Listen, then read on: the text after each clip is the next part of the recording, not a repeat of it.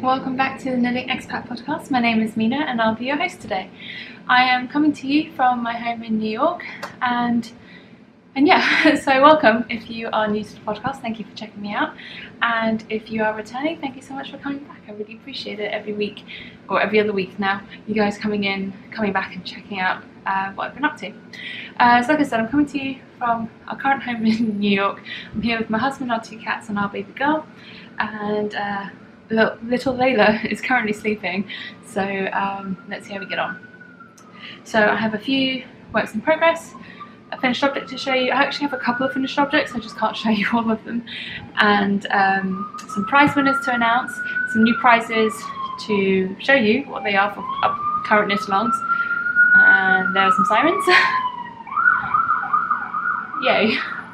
Anyway, so like I was saying, we've got some current prizes, we have acquisitions, we have, what else do we have? Yeah, like I said, so we have prize winners to announce this week, so please do stay tuned to find out if you're a winner, if you've entered in any recent knit-alongs, and so I guess we will jump right in. So for finished objects this week, I actually have, 3 finished objects this week, and 2 of them I can't show you because they're for the O-Loops Harry Potter knit-along, which I talked to you guys about last time, I believe.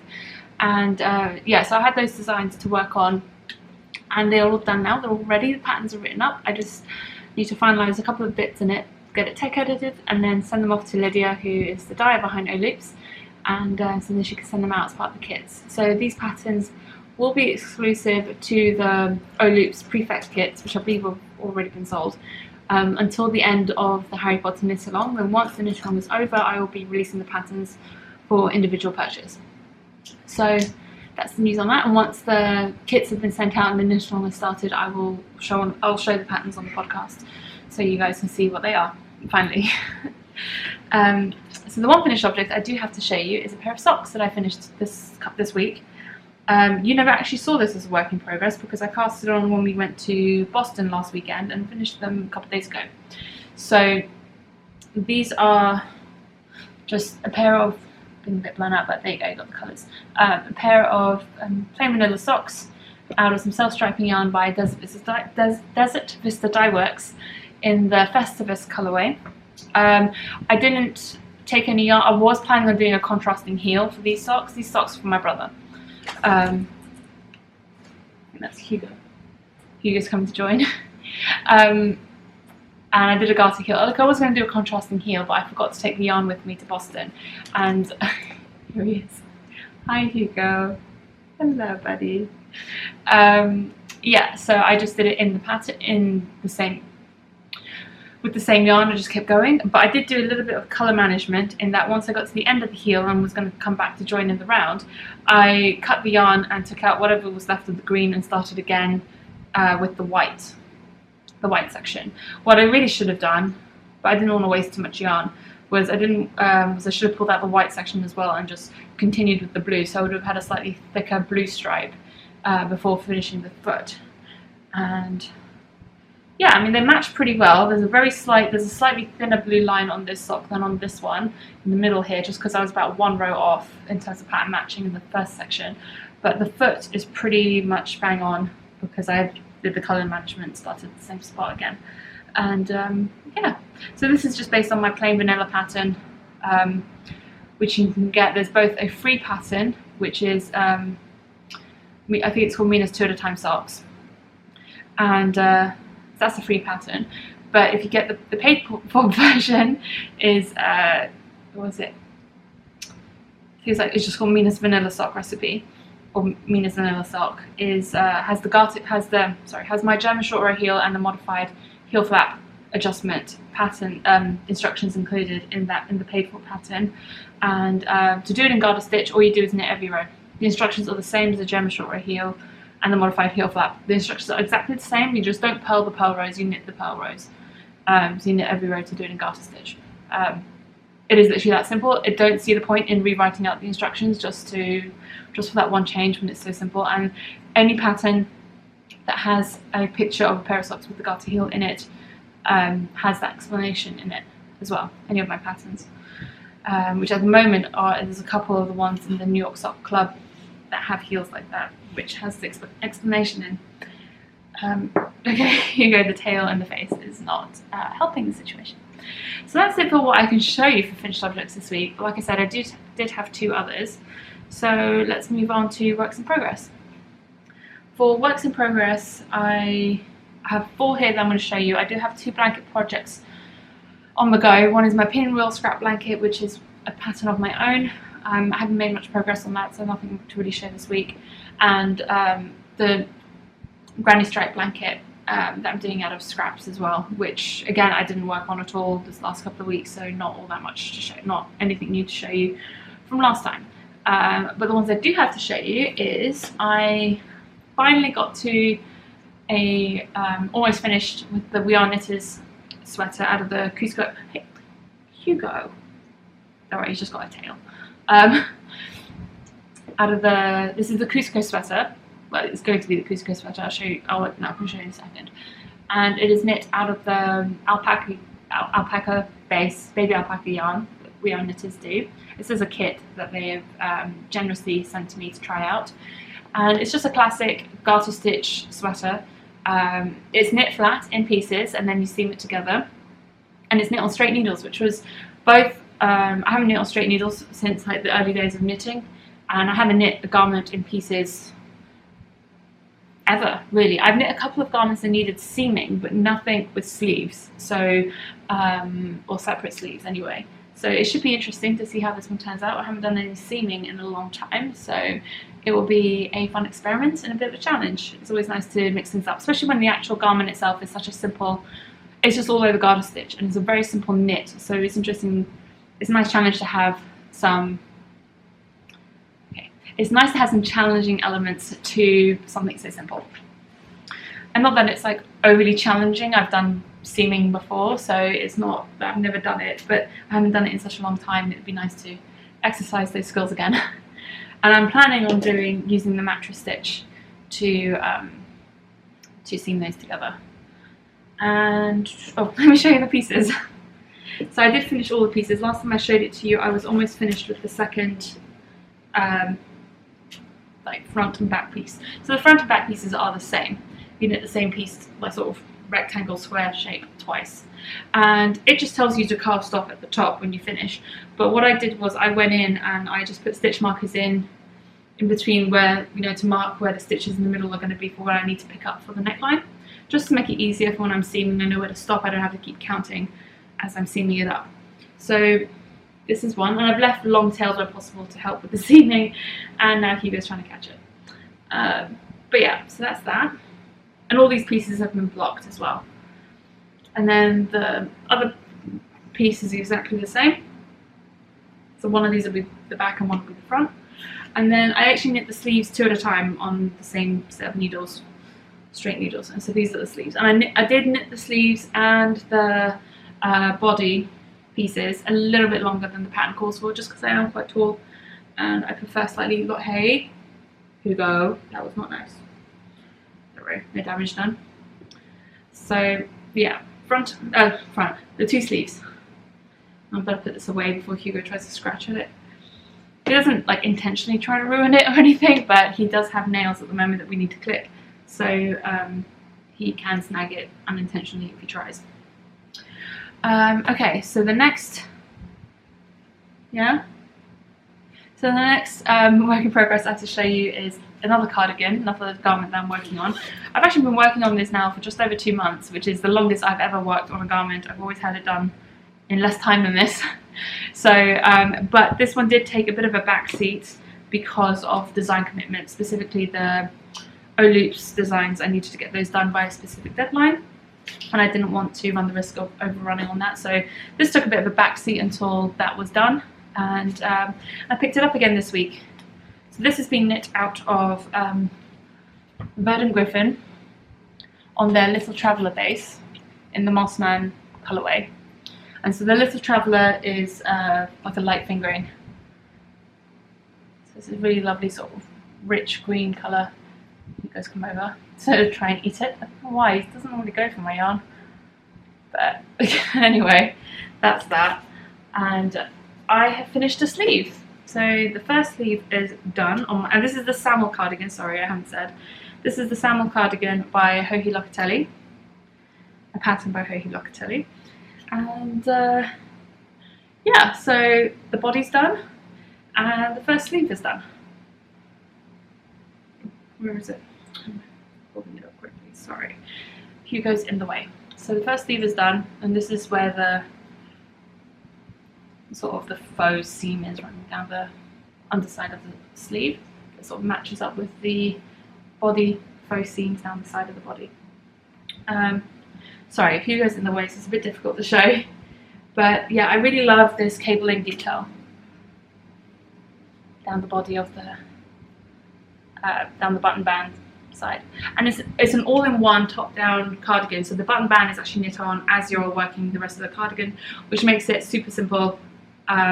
Knitting, there's no going back picking up stitches once you've done. You've done the neck band and you've done the button band all at the same time as you're going. Here you go. What do you think about that?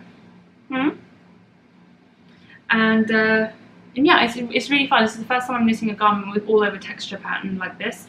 It's a really simple texture pattern. It actually makes it really fun and enjoyable to knit. And yeah, definitely something I would look to do again is to knit more textured sort of garments, which I think would be really fun. And I'm going to put this aside for now. I will show you the sweater again later. I'm going to be answering a question from a viewer that is relevant for me to show you that sweater again. So my third work in progress.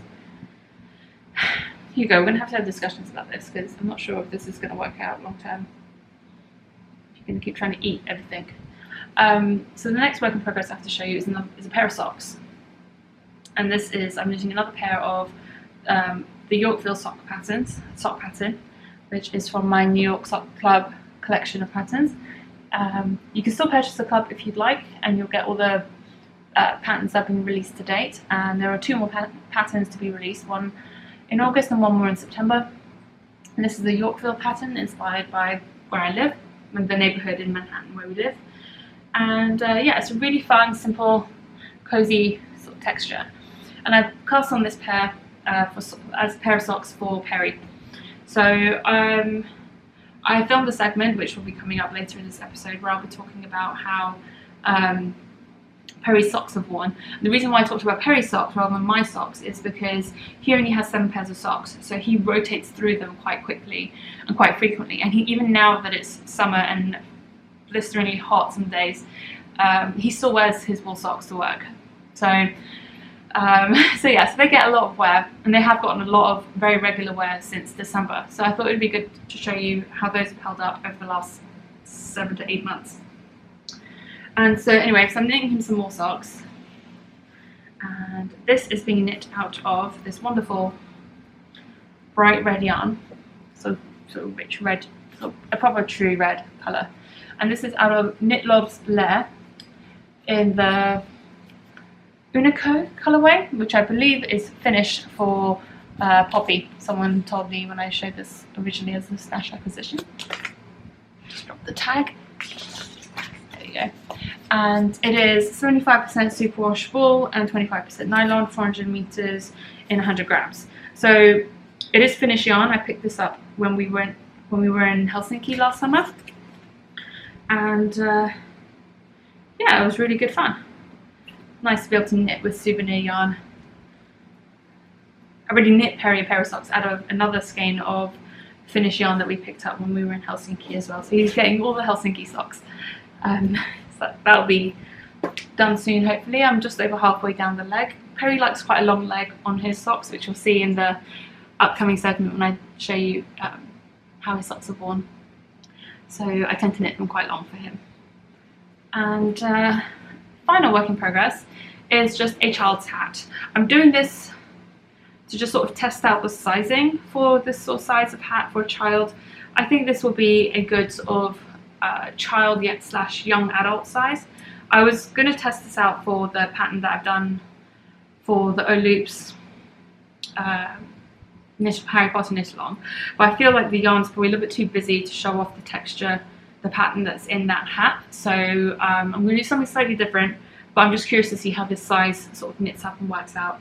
So the yarn I'm using, I'll show you that first, is yarn by Brooke of Fully Spun. Brooke sent me this yarn as to try out, and this is their 2-ply BFL fingering weight, so it's 4 ounces, and I believe it's something like 400 meters, 400 yards, and this is by Fully Spun, and it's in the Orion colorway.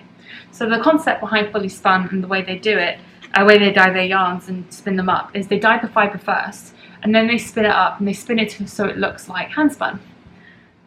So it has that sort of, it's pretty consistent in terms of thickness. It is a fingering weight, but it does have a very sort of hand spun feel to it, which is really fun. But it's commercially spun. So it's just a fun way, if you're not a spinner, to get yarn that looks like hand spun, but isn't exactly hand spun. So this is 100% BFL, and I'm knitting this hat for Layla, obviously for the winter.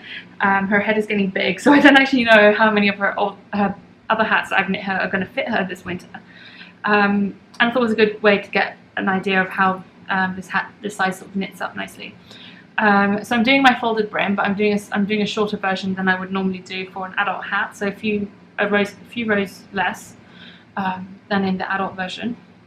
And so I'm just at the point where I'm going to fold it up and seam it.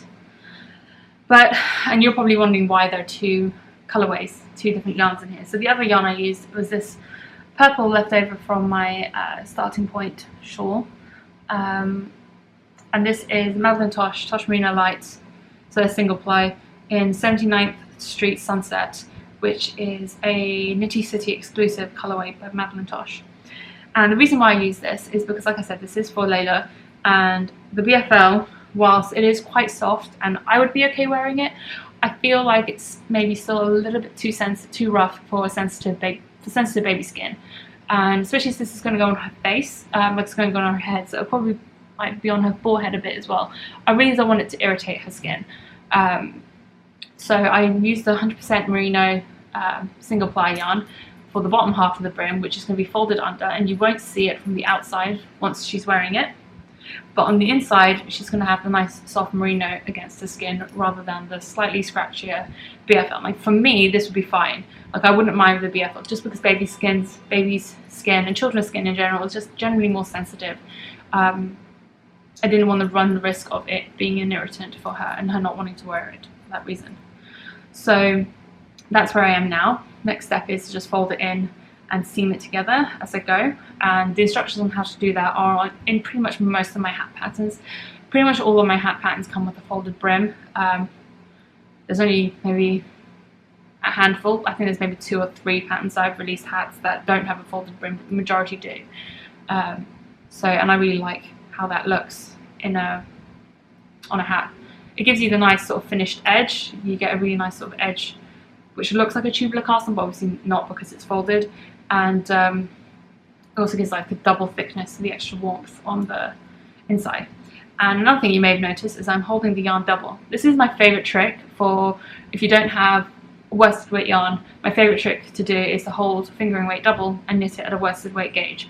So I'm actually using 4mm needles, which is quite tight for worsted weight, but I really like the thick density that you get with a 4mm needle for a hat. It is one of my favourites. Combinations. So worsted weight 4mm needle gives a really nice, squishy, cozy hat, and fingering weight held double is a pretty good approximation to a worsted weight. So that's what I did with the Tosh Merino Light and with the Fully Spun. So I'm pulling from the inside and outside of the cake, which will give a really nice sort of fun blending of the colours, because you've got more blue on the outside and more purple on the inside. So that will be really fun once we get more of the purple coming through. So yeah, that's where I'm at with that. I'm not sure what texture I'm going to do on the main hat body yet. I might just do it in plain vanilla, plain stockinette, or I might do a bit of a texture. Haven't completely decided. But yeah, so that's that. That's my last work in progress. So yeah, if like me, you have a ton of fingering weight in your stash and you don't have as much worsted weight and you want to knit some hats that are worsted weight for the winter, because fingering weight hats for the winter, let's face it, just aren't going to be warm enough. Holding fingering weight double does the trick for me anyway. Okay, so that's it with works in progress. I don't have anything else to show you in that regard. Let's move on to acquisitions and lovely things that I've got in the mail recently. There's actually quite a lot to show you. Okay, so back with acquisitions, and I have a fair amount to show you this week. A lot of this stuff was gifted, specifically this bag, which I'll come to last, but some very special friends have sent me some lovely things, and some other goodies in this bag. So a couple of weeks ago, I think it was actually a day or two after the last podcast that I published, I met up with a really good friend of mine, Jen, who is Jen from Jersey on Instagram. She and I have been friends online for a long time. She's been a follower of the podcast for as long as I can remember, probably from quite early on in the podcast. And anyway, we finally got to meet up in person. She was in New York City over the 4th of July weekend, and we got to catch up in the morning for a bit of coffee and to just wander around the park near our house with Layla a little bit. So she gifted me some things for Layla, and even this is technically for Layla, but I get to enjoy it as well. She gave me some books for Layla. She's already sent some books for Layla and given me some more books now. Layla is so spoiled. She has so many books, and actually I still keep buying her books. I loved to read as a child, so I hope to be able to read a lot to Layla, and hopefully she'll love to read as well. Anyway, going back to Jen, she gave me this beautiful skein of yarn. It is a skein of Unplanned Peacock Studio yarn in their Superwash Merino DK. It's 230 yards and 100 grams, and it's this beautiful colourway. It's called Lippy. So it's basically all the primary colours. You've got some sort of like dark magenta reds, got some yellows and blues, and lots of like fun sort of blended colours between them. I think with this I'm gonna make Layla a really fun vest for the winter, like a nice like a tank top type vest for the winter. She's quite a warm baby, so actually I feel like for autumn, winter, when the weather's starting to cool down but it's not quite cold enough for a full sweater or cardigan or anything like that, a vest would be good to keep her body warm but allow her arms and legs to stay cool and to like balance her body temperature a little bit. So yeah, I'm really looking forward to knitting with this soon. Like I said, technically for Layla, but for me to enjoy as well. Another acquisition I'll show you quickly was from the Knit Crate box. There were 2 yarns in the Knit Crate box this month, 2 skeins I mean, of the same yarn in the Knit Crate box this month. So I've kept one for myself. I'm going to use one in a future giveaway, which I'll show you what that giveaway is going to be.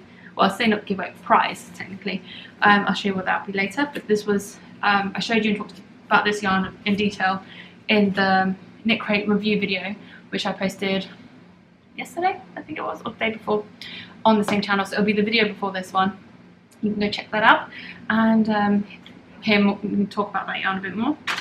And then we were in Boston last weekend, and whilst we were in Boston, we went into we were visiting my cousin and my aunt last weekend. And actually the rest of my cousin's family, his wife and kids, weren't around, they were away. So I didn't get to see them, but it was just a really nice sort of relaxed weekend to spend with my aunt and my cousin, and for Layla to get to meet them as well. So yeah, we were there. They don't actually live in Boston City itself. They live about 30 miles out of the city. So actually we live in a really lovely forested part of Boston, like the suburbs of Boston. But on the Saturday, the one full day that we were there, we went into the city for the day.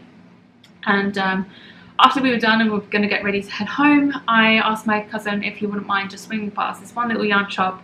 It was about 15 minutes from where we were on the way home, and for me, so I could just pop in really quickly and say hi. So I stopped by Uncommon Yarn in Boston. Uncommon Yarn in Boston. They're a relatively new yarn shop. They've only been open since September of last year. So they've not been around for too long. But it was really lovely to go in and say hi, meet the lady who owns the place. She had messaged me on Instagram to see if I could pop in.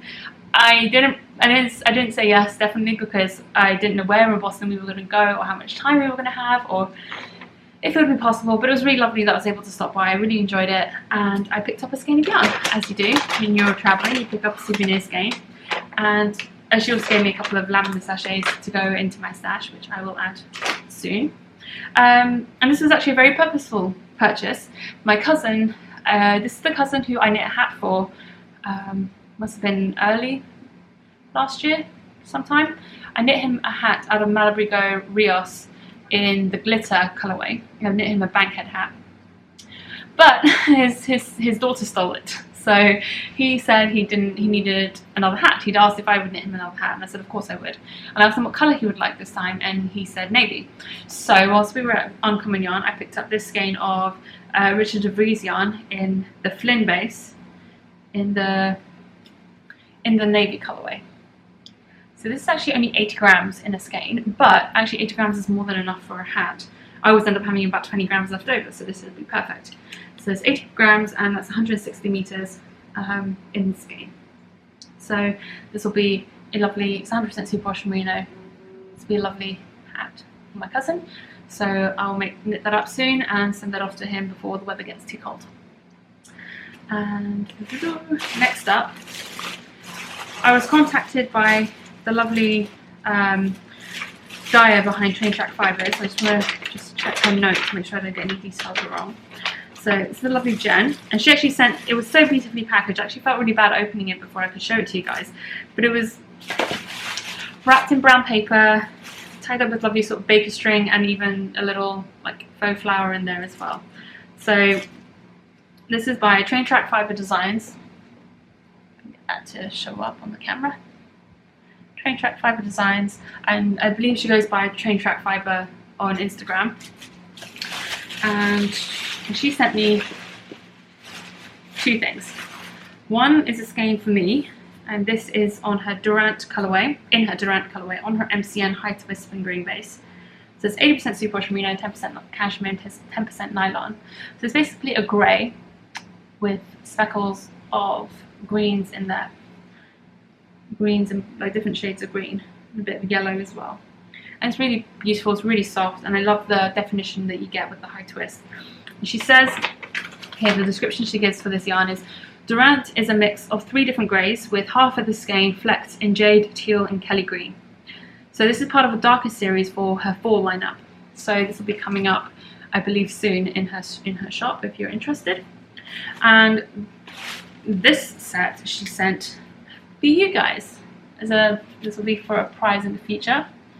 And this is her Water Lily colourway. And this is on her Twinkle Toes Starlight Sparkles sock kit base. So the yarn is 75% superwash merino, 20% nylon, and 5% stellina. So that's the kit. So you get, I think it's both are partial skein. So you get a bigger skein of the Water Lily colourway, and then you get a mint mini to go with it for, I guess, heels, toes, and cuffs if you'd like. And what she says about this one is that Water Lily is a mix of lavender, ivory, and mint green. The smaller skein is a complementary colour mint, that really makes the socks pop. And she said because the colours in this colourway are so subtle, it would work for a sock pattern with some lace or cable detail, or of course just a plain vanilla sock. So a lot of options for what you can knit with this one. I'm not sure if you could see, but there is definite stellina sparkle in this yarn. I don't think that's going to show up on the camera. But thank you so much, Jen, for the yarn. I'm looking forward to knitting something super squishy and cozy with this, and this will be for a lucky viewer. And just move these things out of the way. So the final things that I have to show. So a friend of mine, Josie, who I've talked about several times on the podcast in the past, is one of my knitting friends from Dubai. And I used to attend a knitting group in Dubai when we lived there. And even after we left, we moved to Bahrain, I would travel back to Dubai relatively regularly, every few months or so, for work or for just other reasons. And so she's over in New York now this week actually with her family. So I met up with them on Tuesday morning. Layla and I joined them for breakfast locally near us, and she brought a lovely package of goodies for me and some for Layla as well. And actually the other thing she gave me, she brought a big bag of coffee beans for us for our coffee machine, so looking forward to trying the coffee. But another reason why I've talked about Josie several times in the past on the podcast is she dyes yarn in Dubai. So as far as I'm aware, she's the only hand dyer in the Middle East region that I am aware of anyway, at least in Dubai, in the UAE anyway. She's the only hand dyer I'm aware of. So if you're interested in hand dyed yarn from the Middle East, definitely check her out. I believe she has a sort of a website, but I believe you can contact her if you're interested in any particular yarns. So she's given me two bases. Both are 100% superwash merino, 2 are fingering, and 2 are worsted weight. So it's all 100% superwash merino. And Dubai Knits is her company name, her dyeing name. So the fingering weight ones, this is just a one-off. It's called Bit of Everything, and it really is just a bit of everything. If I can get that to focus, it really is just a bit of everything. A lovely sort of eclectic rainbow mix of colours, which I absolutely love, and this will be something fun. This one I didn't actually realise at first. I just thought it was a really beautiful sets of greens. It's called Foliage. But this one is actually a self-striping, which is really exciting because I didn't know Josie did self-striping yarn. So that's really fun and exciting. I'm looking forward to trying that one out. Probably will do that as a pair of socks. And the 2 worsted weight colours. So this one is called Impressions, which definitely reminds me of like Impressionist paintings. I can get that to focus. There we go. And the other one is called Grey Sprinkles, which again is a grey base with sprinkles of all sorts of colours in there as well, which is again super fun. And I'm really looking forward to knitting up something really squishy and cosy out of these as well. It's a really lovely squishy base.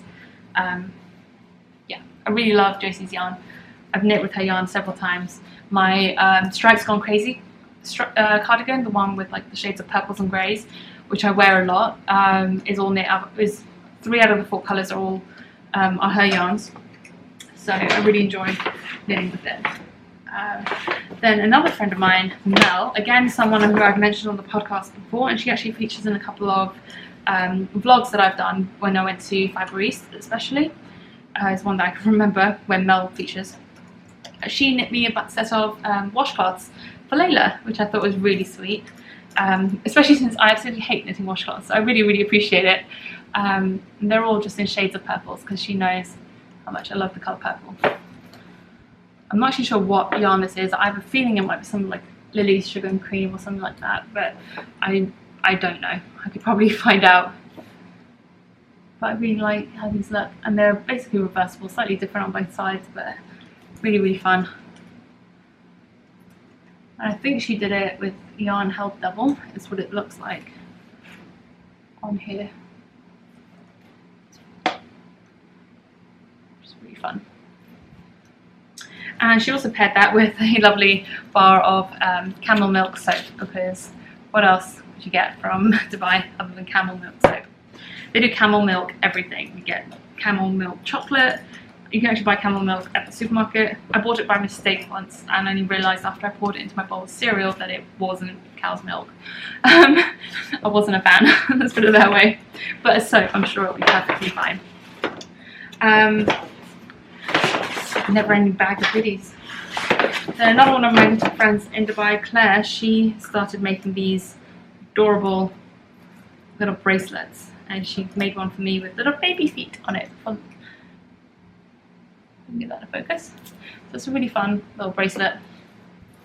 And Marielle is another one of my knitting friends. She recently, actually, around the time that we moved from Bahrain, she moved to Jordan with her family.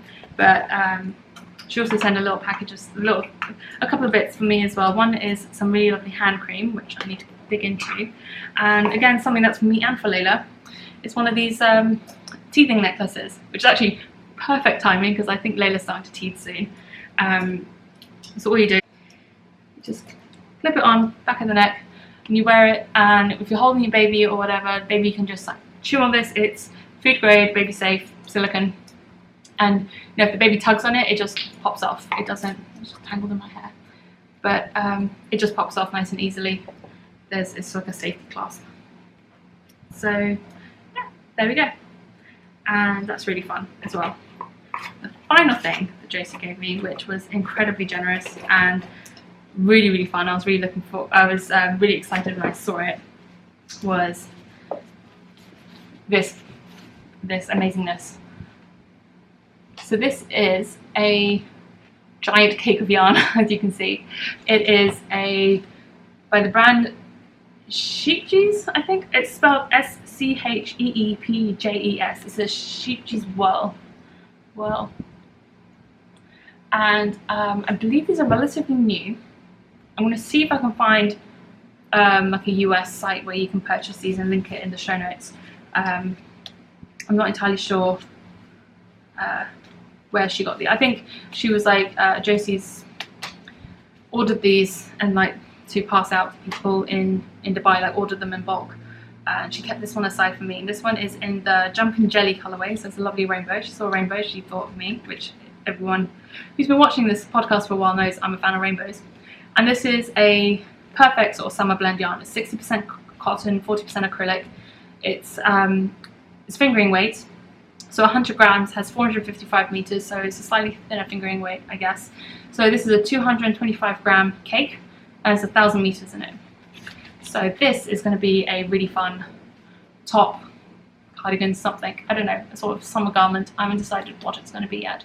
Josie actually knit a Hitafude out of hers, and it looks amazing. So that's an idea as well, potentially. So yeah, there's that. What else? I think that's it. Sorry, that's it. That's all I have to show you in terms of acquisitions. I'd say that's all. That's a lot. I have a couple of things coming in the mail. I placed a Knit Picks order this week, which is really exciting, and I'll talk more about the reason why I placed that order a little bit later. And let's see, where am I now? So that's acquisitions. And next up, we have the prices to announce for you guys this week. And so we have the June prices to announce for the New York Sock Club. So let's jump right in. We had entries that were included, that were valid for this drawing, were entries number 693 to 869. And the prices we have are 2 skeins of yarn and a project bag. So for the winner of the project bag, and this project bag is by Wild Wooling, and there's a stitch marker in there and some lemongrass citronelle soft solid lotion bar. And this project bag has cats on it, which is really adorable. And the winner for this one was number 818, and that's Texas Chick Mum. So congratulations, I'll pop up the names on the screen here so you can see that. And Texas Chick Mum, if you can get in touch with me with your address, I will send this out to you as soon as possible. The next winner wins this lovely highlighter pink skein of yarn from Crafty Cassie. There's no tag on this, I'm afraid, but it is a fingering weight, sort of 400 yards to 100 grams skein of yarn. And it's mostly highlighter pink with bits of like purple and blue in there as well. So the winner of this one is number 742, and that is Knitting Mama 79. So congratulations. If you can send me your address, I'll get this out to you. And the winner of the last skein in this draw is Dibadoo Yarns. It's a German brand in the Funnies colorway, and this is a 75-25 wool nylon. It's a merino sock blend. So it's a really fun sort of colorway. The winner of this one is number 712, the Captain And. So congratulations. If you can also get in touch with me with your address, if all 3 of you can get in touch with me with your address, I can get this out to you as soon as possible. So on the note of the sock club, I've decided to start putting together the prize package for the grand prize finished objects thread. What I've actually decided to do is to do 2 grand prizes, because there are so many wonderful entries in all the finished object threads that I wanted to do 2 prizes. So I put together a couple of little prize packages, and because it is a grand prize, they're slightly bigger and more full packages, shall we say. So there's a little bit of everything in here. So you get 3, this is one package. There's 3 skeins of yarn. There's another skein of the sock alpaca yarn, which I showed one that I kept. This is from this month's Knit Crate box. There's a skein of lace weight yarn, and there's a skein of worsted weight yarn. So I believe it's worsted weight or Aran. I think it's worsted. So a nice sort of variety of weights in there for you. Then I've also included the little knitting snips that was part of the Knit Crate box, and a little, I really like these boxes, it's the Notions, okay, this little Notions box, which I use all the time as well, and I stuck a few stitch markers and some tapestry, sort of like knitting sewing needles in there for weaving in your ends. And there's a variety of stitch markers, there's some progress keepers, stitch markers, and one of the clasp ones. There's also a mini sock project bag, which is one of the ones that I've made, which I kept. And the last thing in there, which you can't really see, but it's one of the Knit Crate cards, which has some coupon codes on it, and they're not. I haven't used any of the coupon codes from the Knit Crate boxes. So if I ever do a giveaway with the Knit Crate box, I send the coupon codes as well. But these were from boxes where I hadn't used them as prizes, so I'm including the coupon codes in with this package, or one of them. And as far as I can tell, there isn't an expiration date on the coupon codes, but I can't be certain if there is one or not. But I included that anyway as a little bonus. And the second prize package is a very similar sort of setup. So we have 3 skeins of yarn. There's a single ply merino fingering weight.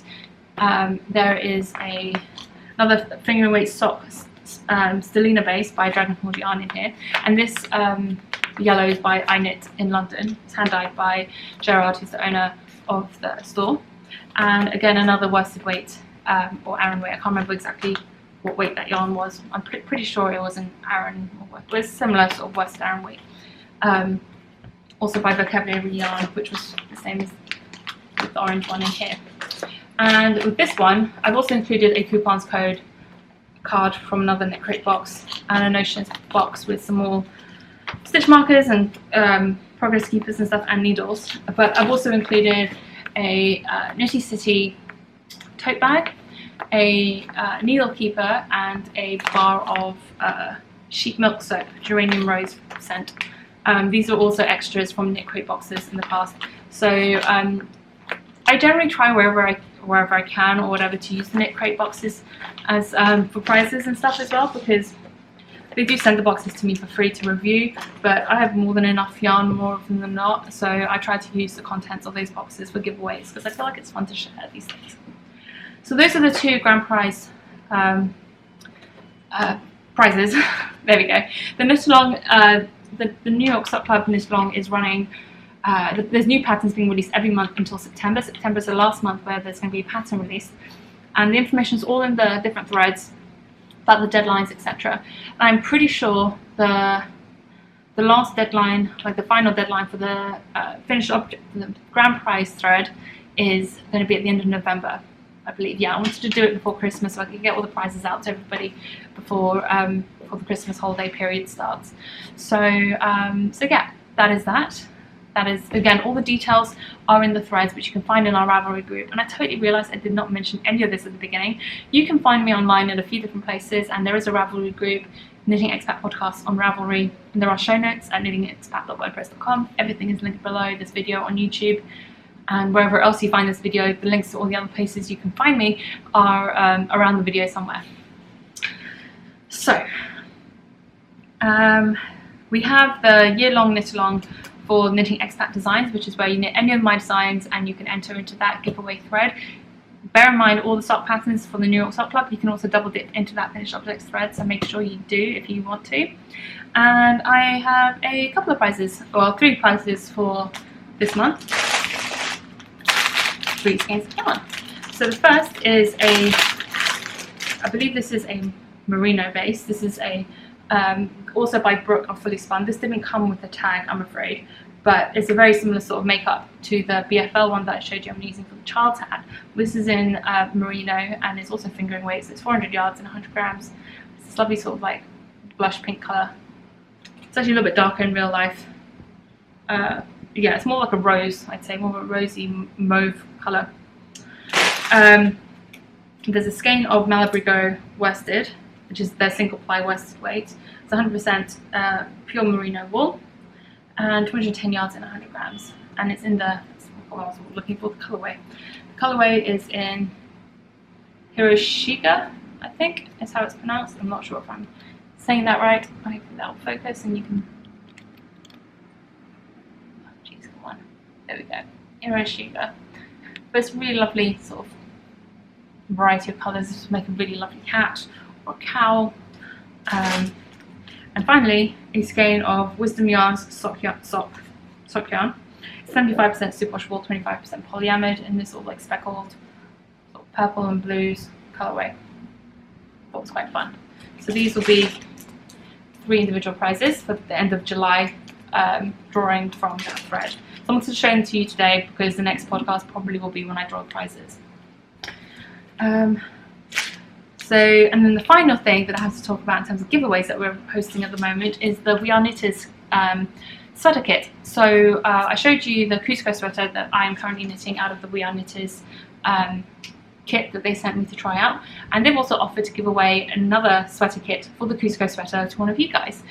Now, and you get your choice of colourway and obviously whichever size you need, and they'll send you the full kit with everything that you need to knit the sweater.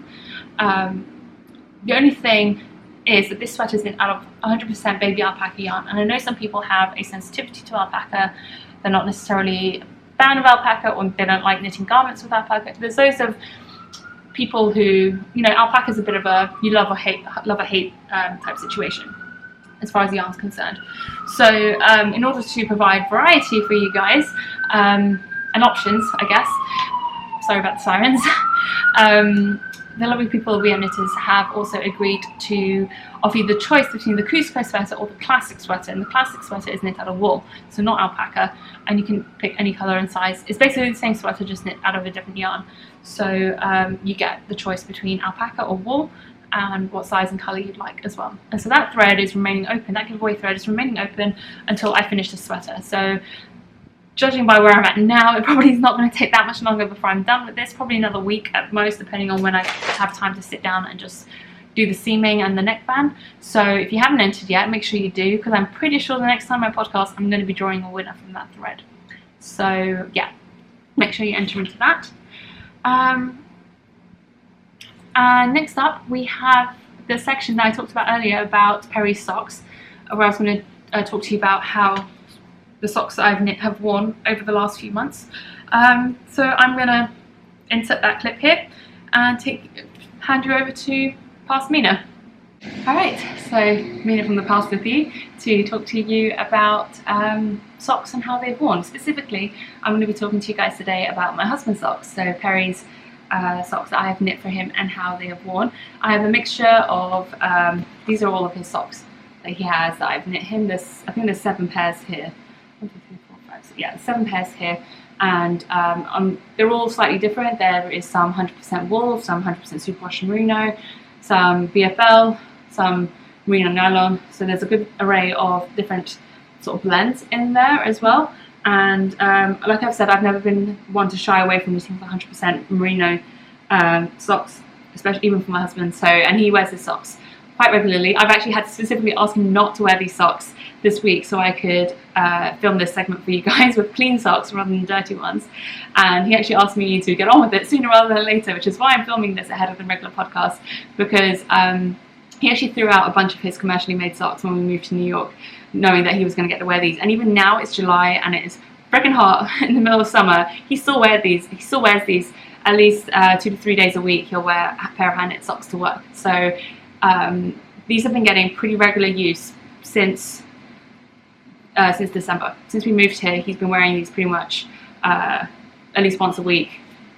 He'll go through somewhere between 3 to 7 pairs of socks in a week. So he'll either wear them every day, or when it was colder, or nowadays he'll only wear like a few pairs each week. So yeah, let's jump right into it. I thought I'd go through it in order of age and when I knit each pair. So this first pair actually wasn't even a pair of socks intended for Perry. This is the Melisandre sock pattern. I can't remember who it's by. Be glad I could even remember the pattern name. So it's named after the character from Game of Thrones, and it's this lovely sort of ribbed texture that's supposed to represent like flames. And this was knit out of Nurturing Fibres 100% superwash merino sock yarn. It was a South African brand that I picked up this yarn on a trip to Cape Town when we went to South Africa a few years back, shortly after I'd started knitting actually. So and the reason why these are shorter in the leg than I normally ever knit is it was a slightly smaller ball of yarn per 100 grams. It was a thicker sock yarn, and I was knitting them toe up, This was my first ever fish lips kiss heel. These socks were intended for me, but because this is actually, I think, maybe the second or third pair of socks I've ever knit. So really, really back there, like in terms of age, this is probably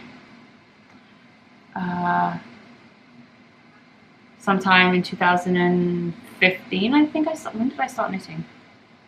2014 I started knitting, so this is probably in the early days when I was knitting. I didn't start knitting socks until December 2014, so I think this was probably around April or May of 2015 that I knit this pair of socks. I actually do have a pattern page for this, I think, so you can probably find that on my Ravelry project pages if you're really interested in when I knit them. But like I said, I wore these a few times myself, but because it was one of my earlier pair of socks and I was knitting them toe up, I was still learning about how long I needed to make my foot. So these actually turned out to be too long for me. After a couple of washes, these are now like 1.5 inches too long for my foot, so they actually fit Perry quite well. But they are much shorter than he typically likes his socks to be, so he doesn't actually wear these socks all too often. But so these don't have a terrible amount of wear on them, so I'll hold these up close so you can see. And these are all washed and clean, so there's a bunch of cat fur on them. I apologise, but cat fur is basically life right now. There's a little bit of fuzziness on the bottom of the foot and a little bit around the toes, but generally pretty good knit, pretty good condition, I think. A little bit of pilling on the back here, but nothing at all major. But like I said, these probably, even though they're the oldest pair of socks, they probably get the least worn just because he doesn't like the shorter leg, but he does wear them. The reason he ended up wearing these was he accidentally picked them up and put them on. And I can't remember where we were, I was drying them on a drying rack, and he just picked them up and put them on. And I saw him wearing them, and I said to him, you know, these are my socks, not yours. And because I had offered them to him before, and he'd said no because the leg was short. And he was like, oh, okay. And I was like, well, it's fine, you can keep them if you don't mind wearing them with a shorter leg. So he does wear those. The second is the first pair of socks I actually intentionally knit for Perry. And this was out of a ball of Crazy Zalva wool. Can't remember what colourway this was, but again, I think I have a project page for this one as well. And this I knit for him for his birthday, I think it was. Yeah, it must have been the same year, August. No, must have been after we moved to Bahrain. So sometime in 2016.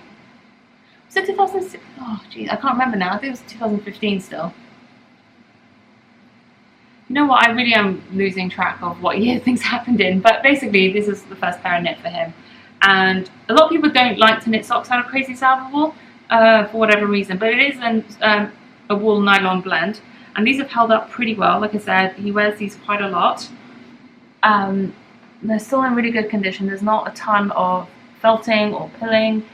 The heel is a Lion brand sock yarn.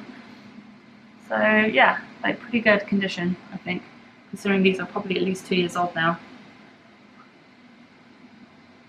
And bear in mind, most of these didn't get much wear before December because we lived in the Middle East, and so he probably only wore these whenever we travelled during the winter. So really consider this is probably about 7 months worth of wear on these socks. 7 months of continuous wear. I knit these for Perry for Christmas a couple years ago. It must have been Christmas 2015 I knit these for him. And this is out of the Uncommon thread on their BFL base. I can't remember what it is. It's their BFL nylon base, and this is in the citrus colourway. And yeah, these have turned out pretty well. Again, they've lasted pretty well. There's a little bit of fuzziness and very slight little bits of pilling on the back of the leg. The back of his socks get like rubbed quite a bit on the inside of his shoes. So you can see there, these have worn pretty well. Lots of really good stitch definition still. You can see everything. Slight fuzziness, but nothing major. And bear in mind, so far all these socks get washed in the machine. I hand washed them the first time, maybe a couple more times if they've bled, but otherwise I wash them all in the machine. And I'll tell you how I wash and care for my socks, hand knit socks, at the end after I've shown you all of them. So that's that. The next pair of socks, I knit these for him for Perry last summer actually. And these are out, this is the first pair that's out of 100% superwash merino that I intentionally knit for Perry. So this is out of Malabrigo sock in, I can't remember what colourway is. I think it's like Impressionist Sky or something like that. I might be wrong. But this, out of all of his socks, he wears these quite a lot. And because it's 100% superwash merino, these have started to felt a little bit, but nothing major, mostly just on the foot area. So, let's see that on the side. A little bit of felting on the toe. Focus. Again, nothing too terrible. And a little bit around the heel. But again, I mean, it doesn't look that bad on camera, and it doesn't look that bad in real life either. It's just a general fuzziness to it. And it's nothing major. Again, you still see the stitches pretty well. Just a little bit of fuzziness, and that's mostly on the foot and slightly a little bit on the legs as well. But again, like I said, it's 100% superwash merino. It's lasted pretty darn good. Pretty darn well. And Perry likes the legs of his socks quite long, so I do tend to knit them fairly long. And to be honest, so far I have never had an issue getting a pair of socks for Perry out of a single skein of sock yarn. And he wears US like 11s, I think, maybe 10.5, 11. It's 10.5 UK. I don't know what it is in US sizes. So I'll just give you an idea. So yeah, this is possibly, out of all of his socks, the fuzziest pair so far out of his 100% merino socks. The next pair of socks I have for him are these ones, and this is Nooch Fibre Arts. I knit these for Perry around Christmas time, or just after Christmas, and this is in the Pebbles sock pattern, Cobblestones, which is one of my patterns from the Beyond Vanilla Part 1 collection. And this is a superwash merino nylon blend. It's a slightly thinner fingering weight yarn than some of the others, but again, it is held up really well. Very minor fuzzing, and the foot is held up pretty well. Like, there's very little felting or any sort of fuzziness. There's a little bit around the toe, but again, that's to be expected. And not much around the heel. A little bit, but nothing major. So yeah, I mean, they're in pretty good nick. So that's that one. Then the next pair, sixth pair, is by Dragonfly Fibre Arts, I want to say. I'm pretty sure that's right. And this is in their, I think it's like moss colorway. It's like mossy something. Can't remember. I showed this in the post Vogue Knitting Live haul. I got this at Vogue Knitting Live. So if you saw that video, you'll know what this colorway is. And this I did in the Pebbles pattern for Perry. Again, I knit these, I think, for him back in February or March. So he's gotten quite a bit of wear out of these. These are also 100% superwash merino. And again, very little fuzzing. A little bit, again, around the toes. The toes and the heels are where you're most likely to get your socks to be felted, because that's just where they get a lot of wear, and also the sole of the foot. But, you know, that's not a big deal. I mean, these haven't felted at all on the sole yet, or very much around the heel. But the toes seem to be where he gets the most wear on his socks. Again, that's fine. And I'm not one of those people who will throw away a pair of socks if they get a hole in them. I'm happy to darn them. I've only ever had to darn socks once for my brother. And I don't know what happened with that. I don't think he blew a hole in it. I think it snagged on something. So yeah, that's that pair. And the last pair is the most recent pair of socks that I knit for him. And I'm pretty sure I knit these in April. Finished them in April. And this is my modified version of the Grand Central socks from the New York Sock Club. So this is the version with the triangles going down the leg. I'm not sure how well you can see that on the camera at the moment. But this is knit out of, it's the Finnish yarn that I picked up in Helsinki last summer when we were there. And so this is 100% Finnish wool. So it's non-superwash, it's quite rustic, but again for socks that works pretty well. I will say that he's only worn these a handful of times compared to the rest, because these are hand wash only. All the socks I will throw in the wash unless it is specifically a non-superwash yarn, in which case I won't even bother trying to throw it in the wash. I don't want to risk it. So these are hand wash only. He knows that, so I've told him if he wears these socks, just to leave them by the sink in the bathroom and I'll wash them, or he can wash them if he has time. So he's taken good care of these so far, so they haven't ended up getting felted. So yeah, very minimal fuzzing on these because this is his newest pair. Again, fuzzing around the toe, but that's fine. Help focus. Anyway, you get the idea. And yeah, so those are all of his socks. I have a few more skeins of yarn picked out to knit more socks for him. He's got 7 at the moment, which is good because that can get him through a week. But I want him to have 10 pairs of socks. That way there's a bit of an overlap if laundry gets delayed or something. But like I said, I do machine wash all of these. And I just throw it in with my regular coloured wash, coloured load of laundry. I wash it on a regular coloured cycle. I don't do anything. The machines we have in our building, the colour cycle's on warm, so it's not hot, it's not cold, it's just on warm, and they all come out fine. The only thing, I wash it with regular detergent, nothing special. The only thing I do now, and I've started doing after a slight accident a while back, which I'll explain in a second, is I throw in a colour catcher with every wash, sometimes 2, just depending how I feel. And actually, more often than not, the colour catcher comes out green. So I know this one probably bleeds a bit. Not majorly, it doesn't like stain the other clothes, but the colour catcher, that's what it's there for, to catch any sort of bleeding colours. So it usually comes out green and like slightly muddy coloured, so I think one of the others must bleed a little bit as well. But what happened was when I first knit Perry these socks, I hand washed them the first couple of times because they did bleed slightly, not too majorly, but a little bit. And I threw them in a wash once with some clothes. No, I think one accidentally, that's it. One was like folded up and like hidden inside something. And it went into a wash with a bunch of whites. And so Perry's things came out you couldn't tell at first when you looked at them, but they were ever so slightly tinted pink. It wasn't major, like you really couldn't tell unless you held it against something that was white, then you'd see the difference. It wasn't too bad. And thankfully the only thing that actually got stained pink was an old shirt of his that he was planning on getting rid of anyway, so it wasn't a massive disaster, thankfully. But now both of us make sure that there's no socks accidentally in with the whites, just in case. But we do also use colour catchers to be extra safe when I throw them in the wash. So that's how I care for them. I don't ever throw them in the dryer, I just hang dry them. I just either lay them on the radiator or on the drying rack to dry them afterwards. So I don't bother using the blocking wire, the sock blockers every time I wash the socks. I only do that after the first wash just to make it look pretty. So when I showed on the podcast, generally you don't need sock blockers. I like using them for photos, for patterns, and to show on the podcast just because it looks pretty, not for any other reason other than aesthetic reasons. So yeah, I hope that answers your question.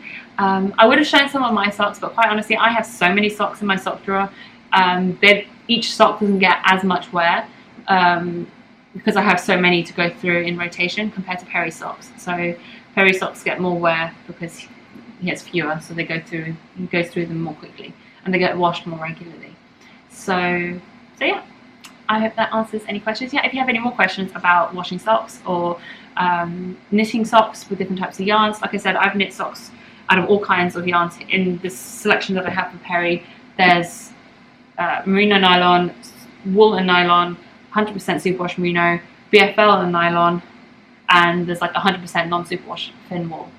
I also have one of the skeins I have picked out is a silk blend for a pair of socks with Perry, so that should be interesting. And I might knit him one of these an alpaca sock. If you saw the Knit Crate review, you'll know what this sock yarn is. But I might knit him a pair of socks out of this yarn, so that'd be interesting to see how that wears as well. So yeah, I hope that answers any questions. Like I said, if you have any others, please let me know. And yeah, so I'll pass you back to future Mina to continue with the podcast. So I hope you found that segment on socks and how they wear interesting, or at least helpful. So if you have any more questions about that, please do let me know. Speaking about questions, let's move on to the questions and answers segment. I have a few questions to answer for you guys this week. And first up is from Twiddling Sister on Ravelry. So I should say, we have a questions and answers thread, questions and suggestions thread in the Ravelry group where you can post any questions you have for me that you'd like me to answer on the podcast. And I go through them in the order that they have been submitted. So, like I said, the first question is from Twiddling Sister, and she asks, Hi Mina, I know you've talked about aggressively blocking items before, and I'm wondering what you do to prevent the spring back. I have a few shawls that need some aggressive blocking, but they seem to spring back to their original size after 1 or 2 wears. Thanks for the help. Okay, so I've had that issue myself as well, and I guess the only answer to that is to reblock it, but I'm a little bit too lazy for that, so sometimes I just don't bother.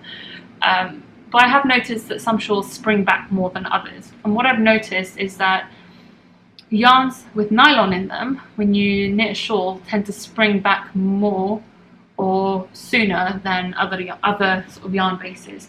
I think the nylon content is kind of what gives it the springability, or anything with acrylic in it, anything with a man-made fibre in it essentially, tends to spring back more. Things like silk, sort of 100% merino. Wool in general is quite bouncy, so it kind of wants to bounce back. But with the nylon, for some reason, it seems to bounce back more. I don't know if there's science behind it exactly, but that's just been from experience. I knit a 100% silk shawl once, which I've actually gifted to a family member since. But that held its block really nicely. That didn't have any spring back at all. But yeah, and I believe like anything out of 100% wool doesn't spring back as much, like 100% merino doesn't spring back as much as like a merino nylon blend does. But generally, I don't really know of any way to prevent it happening. Yeah, I'm sorry, I don't have any definitive answers on that. The only real way to resolve it is to reblock it. I'm sorry if that's not the answer you were hoping for. But that's all that I know in terms of how to deal with that. If anyone else has any tips or knows of a better way to deal with springback in shawls, then please by all means let me know. I'd be interested to hear. The next question is from the Crafty Tyke, and she says, "Hi Mina, I have a question about knitting garments with hand-dyed yarn. I know I should alternate the skeins, but I'm not sure how best to do this. I know you've made several cardigans with hand-dyed yarn, and I'd appreciate any tips you have. Do you work with 2 skeins right from the start, or do you start alternating at a given point in the first skein? Also, most of the patterns I'm looking at are a seamless top-down construction. If I attach different skeins for the sleeves, it might be noticeable, so I assume I have to save some of the first skein for the sleeves. How much would you recommend putting by to start the sleeves? Thanks for your help."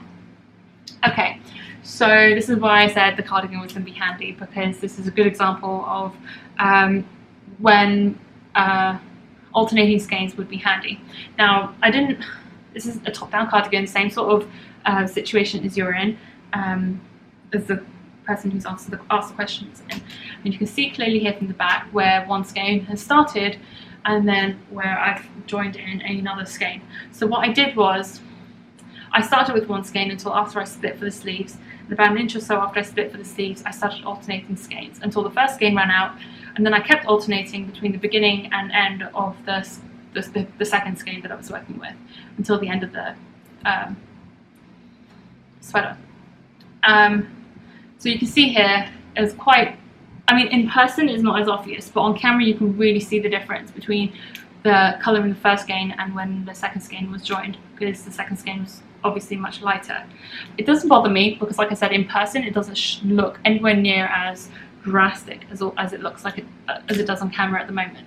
But what I did do was I kept about 5 grams of the yarn for each of the sleeves. Now this is a light fingering sweater, so I'd say for about a fingering to light fingering you'd want to keep about 5 grams for each sleeve for alternating, and for anything heavier you might want to keep up to like 10 grams depending on what the yardage is. I just figure you need a decent amount, a good chunk to alternate.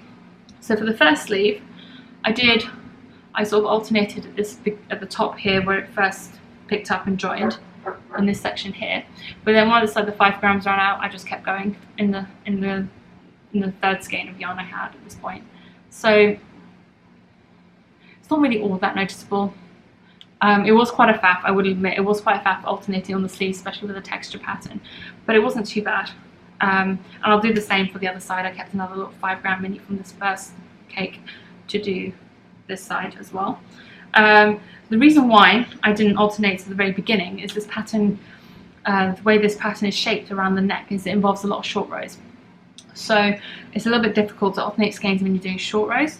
So I just kept going through the short row section in the single skein of yarn, and then what I really should have done was once the short rows were finished to start alternating at that point, but I didn't. I waited until after I split the sleeves and then I started alternating. So depending on how fussy you are, I guess, with colour blending and not wanting to have a very definitive mark between them, I'd suggest start alternating as soon as possible. Like I said, if your pattern has specific sort of short row shaping in the back or around the neckline in your top-down construction, it's not possible really to alternate. Well, it's not possible to easily alternate skeins in short rows, so I wouldn't recommend doing it there. But once your short rows are finished, then you can alternate away. In terms of where to alternate skeins, again, you can just alternate on the edge of your garment, if that's what you'd want. If you've got a button band, I'm assuming you're knitting a cardigan. Yeah. Assuming you're knitting a cardigan, if you've got a button band where you pick up and knit the button band at the end once you've finished everything, then you can just alternate at the very edge. But this one, because the button band is sort of knitted as you go along, if I alternated on the edge, you'd have seen the yarn being carried up the side, which for a garment doesn't necessarily look nice. And I talked about this a lot more on the last podcast, so you can go watch that one for better sort of visual, because I've woven in the ends now and you can't really see that clearly. For a better visual on how this works. But what I did was on this side, and you can sort of see the little tail ends where I've cut the yarn short but not completely. I'm not sure how well you can see that. But I actually, this sort of textured section, the cable in the front here, I alternated on the inside. So between where this section ends and the texture stitch of the main body starts, that's where I alternated and carried the yarn up the side, so up the edge of the cardigan. And once it's finished, I mean, you really can only barely see it when you look at it in person, and I don't know how well you're going to be able to see it. I don't think you can see it at all on here, but right up this edge here is where the yarn's carried.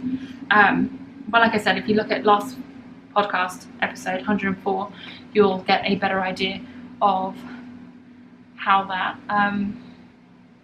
will look and how that works. If you've got like a sort of texture pattern, that would be a good place to, sometimes that's a good place, or the edge of that texture is a good place to sort of do the alternating, because you can hide it in that edge, in that area, rather than right on the edge of the work. So I hope that answered that question, and at least was somewhat clear. If you have any more questions or need a bit more of an explanation on that, feel free to ask another question or get in touch with me. And the final question I have to answer is from Hazy Summers, and she asks, "Hi Mina, I was wondering, since you tend to knit a lot of knit your own designs except for garments, how do you know if your new design or stitch pattern isn't the same, more or less, as an existing one?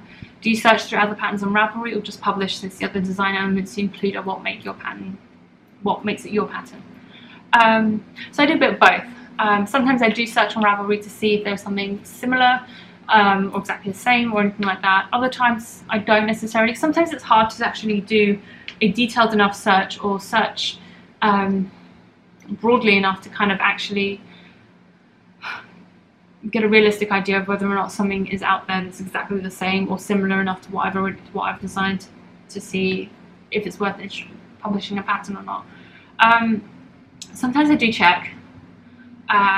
Other times I don't. I kind of feel like if I know within myself that I've come up with this pattern independently, I'm not copying someone else's pattern, then I don't feel bad about putting a pattern out there, even if it is similar to someone else's, because I know I didn't copy their pattern. I didn't use someone else's idea to create something of my own. But for example, when I designed the brioche shawl that I released last March, I believe it was, the Molia, or the squishy shawl, I did actually look up all the brioche shawls that were on Ravelry, and at the time there weren't actually all that many, mostly Stephen West and a couple of other designers, but from searching, because it was such a simple brioche design, it was a very simple asymmetrical triangle knit from one corner small cast on edge to the other, so it's knit on the bias basically, and it's a very simple brioche shawl. It's just straight brioche. There's not any, there's just some increases and decreases on the edges, but there's no real sort of design in the middle. It's a very simple, like I said, it's a very basic, it's a good first brioche pattern actually, if you're interested in learning how to knit brioche. For that, because it was such a simple design, I thought someone else must have already released a design probably identical to that one. So I went looking, and I actually didn't find anything that was exactly the same. I found a couple that looked similar but didn't have the same shaping in it, so I felt confident enough that I could release it and it wasn't the same as something else that already existed. So like I said, sometimes, especially if it's a very simple or very basic or very sort of plain sort of pattern, I guess, I will sometimes check. But more often than not, I know I've come up with a design on my own. I've not yet had anyone come to me telling me that my design is similar to someone else's. I mean, if that ever happened, I probably would look into it and see how similar they are. And if they are very similar, then probably come to some sort of arrangement. Otherwise, I mean, I've never been in that situation, at least not yet. So at least not in a situation where someone's come to me to say that I've copied someone else or that my design looks very similar to someone else's. So I've not had to deal with that so far, thankfully. But I mean, if it ever did come up, I would deal with it at the time, depending on the situation. But I do try and ensure that my designs are as unique, or at least as unique to me as possible. There is really very limited. There are very few things nowadays in knitting or anything else really that's truly unique. A lot of things are inspired by other things. So vague, but I take inspiration from things around me. I look at Stitch. I have a few Stitch dictionaries that I look through and get inspiration from. I try not to ever use a Stitch pattern or something that's exactly in the way it's written in the Stitch dictionary. I always try and change it a little bit so it's it's not just copying from a book or something, or using a Stitch pattern exactly. Or sometimes I have to modify a Stitch pattern to fit in with the stitch count that I'm working with, or to fit in with the shaping that I'm doing. So there's always a bit of modification or a bit of change to whatever I'm doing. So yeah, basically to answer your question, sometimes I do, sometimes I don't. Sometimes it's not possible to check. Sometimes it's hard to know what search words to use to get the right, to be able to see all the relevant patterns that might be close enough. So yeah, a bit of both basically is the answer to that question. And yeah, so I think I'm going to leave that there. I have a bit of a week in review to do as well, but I'm going to come back and do that once Layla's woken up, because I feel like you guys might want to see her on the podcast this week. She hasn't been on for the last couple of weeks, so or last couple of few episodes, so I thought I would have her on this week. And yeah, so I'm just going to wait for her to wake up, and I'll be back with you guys soon. Alright. Alright, so I'm back again. It has been, how long has it been? Been just over an hour since I was last with you. But it's probably just like a second for you guys. And I have a little Layla with me, who absolutely loves to stand at the moment. Obviously, she can't stand unassisted at all. She can't even sit on her own yet. Hey? But she loves to try. And, yeah, I love this outfit on her. I love these leggings, and this little owl shirt is really adorable. But anyway, so she's now 20 weeks old. I'm you nugget. Layla's 20 weeks old, and I've just got my notes here on my phone. And yeah, like I said, she loves standing at the moment. So she loves her jumper, the doorway jumper. Yeah. And she also loves this bouncer toy thing. It's like a toy station. There's loads of different toys around it, and it's like a seat in the middle, and she can stand in the middle and bounce around and play with the toys. She loves that as well. When I'm holding her now on the sofa, sometimes she just turns and like stares at it until I put her in it. And yeah, keeps her nice and entertained for a good while. It's good. Gives me some hands-free time for a little bit. And yeah. Hi. Yeah. And yeah, let me just head down, maybe that'll be better. There we go. And yeah, so last weekend, the weekend before last was 4th of July weekend. So last time I recorded was just the Friday before 4th of July, I believe. Or Thursday, I can't remember which. But anyway, just before the weekend. And so that weekend, the Saturday, Sunday, we didn't actually do much. We were mostly at home. On the Monday, in the afternoon, we went down to the Met, the Metropolitan Museum of Art. It's about a 20-minute walk from where we live. So it's nice and close by. And so we wandered around there for a bit, took Layla to start showing her museums and stuff, which she doesn't really understand at the moment, but it'll be fun to take her and for us to just have a look around. And then on Tuesday, we went up to New York Botanical Gardens, which was really fun. So that's 4th of July itself. We went up to the Botanical Gardens. And then the Wednesday, we just spent the day at home. We were absolutely knackered. The day before was a long day out, and it was really warm and hot, and sticky and stuff, so it was good to just have a day at home and recoup. Then on Friday, Perry had the day off and we drove up to Boston. So we were in Boston for the weekend from Friday, and we got back Sunday. It was like late afternoon, about 5:30 Sunday afternoon we got home. So that was a really lovely weekend, spent with family. My aunt got to meet Layla for the first time. My cousin had met Layla before when she was about 2 weeks old. Him and his family had come down to New York. And so he met her then, but he also got to see her again. My cousin absolutely loves babies, and so does my auntie. My auntie was so happy to see her, and which was really nice. And yeah, it was nice to see her as well. I haven't seen my aunt, this particular aunt, in must be close to 8 years now. So it was really nice to see her again after so long. I already mentioned earlier that over the 4th of July weekend I met up with Jen, who is one of my online knitting friends, so that was really fun. And I also catch up with another knitting friend who lives locally to me here as well. So I hadn't seen her actually since before Layla was born, which was terrible because she only lives around the corner. So we finally managed to get some time together and catch up, and for her to meet Layla as well, which was again really fun. And let me see, what else did I have on here to talk about? So my aunt, the one who I went to visit in Boston, she is my mum's oldest sister, so she's the eldest out of my mum's siblings, and she's apparently just as obsessed with knitting, or used to be just as obsessed with knitting and crochet as I am now. And she used to like knit without looking. She used to take her knitting everywhere. We were talking about it one evening, and basically everything she was saying pretty much describes me now. So it's nice to know. I can figure out where I got it from. I know I talk about my Aunt Mariam a lot, and I always associated her and thought of her as as my aunt who knit, as it were. But I do know, and I did know at the time as well, that a lot of my aunts, actually most of my aunts, knit, and a lot of my cousins knit as well. They don't do that so much now. I guess back then they did it more out of both necessity and out of necessity, and also as a way to kill time, because there wasn't much in the way of TV and stuff back then. So yeah, my aunt, the one I went to visit, she like really enjoyed it as well, and it was really interesting to talk to her about it. It was actually probably one of the first times I've spoken to a family member who does knit, like properly about knitting. Obviously a lot of my family members know I knit, and I've sort of briefly spoken to them about it, but this was the first sort of proper deep, like in-depth conversation about it with someone, so that was really fun. And it's also something to note, and I knew this for a while, I just never got around to mentioning it on the podcast, is that in Farsi, or in Iran anyway, knitting and crochet are referred to by the same word. It's all called knitting. They just refer to the type of knitting you do as whether you're doing it with one needle, so crochet, or 2 needles, or 3 needles, or 4 needles. Sorry, 2 needles or 4 needles.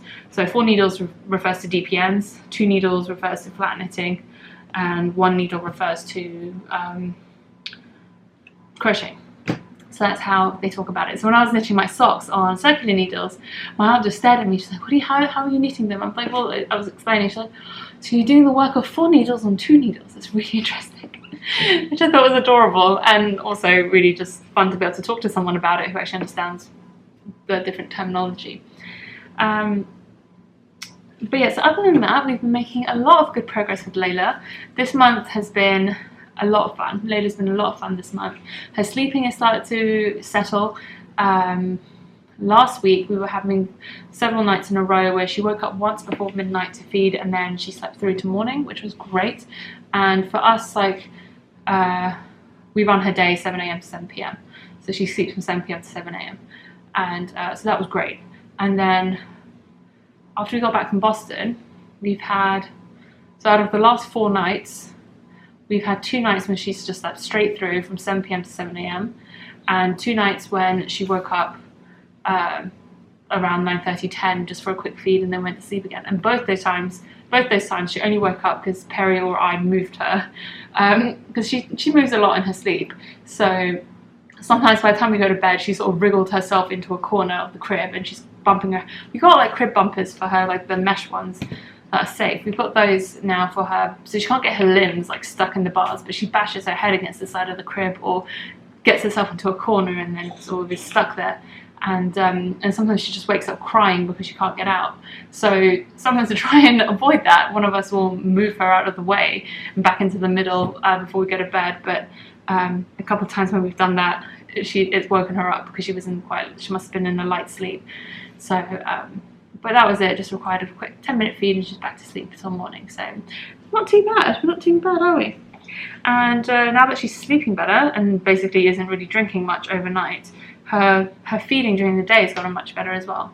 It's not something I've really spoken about. I mentioned it probably once really early on that we were having issues with feeding. But we've had issues with feeding with Layla since she was born, pretty much. And about 2 months ago, figured out there was a medical reason for it. Not reflux or anything like that, but I'm not going to go into the details, it's not really relevant. But we were treating it, and then we thought it got better, so we stopped the medication, and then it got bad again.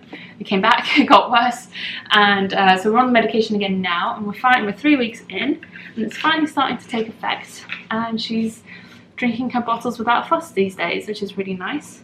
It was taking over an hour to feed her. She's got stuff on her hair. It was taking over an hour to feed her at each feed, so I was pretty much spending most of my day when she was awake trying to feed her. But no, she drinks pretty well. She's usually done within 20 minutes, which is really nice. It just means we can spend the rest of the time that she's awake actually playing and doing things, isn't it? Hey? Yeah? Yep.